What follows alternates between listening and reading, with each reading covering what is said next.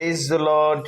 ఈరోజు దేవుని వాగ్దానము 2 తిమోతి 2వ అధ్యాయము 1వ వచనం. కృపచేత బలవంతుడు కమ్ము.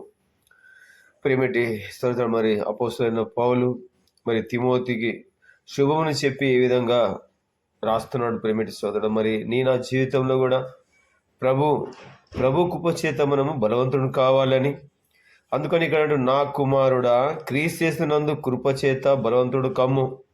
ఎందుకో తెలుసా? నీవు అనేకుల సాక్షుల ఎదుట నా వలన వినిన సంగతులను ఇతరులకు బోధించుటకు సమర్థం గల నమ్మకమైన మనుషులకు, ప్రియమిటి సోదరా, మీరు సమర్థమైన నమ్మకమైన మనుషులుగా మనల్ని ప్రభు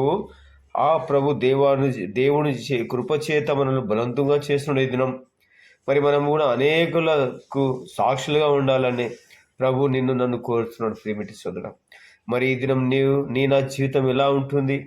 ప్రభువుకు నమ్మకంగా సాక్షులుగా ఉంటున్నామా?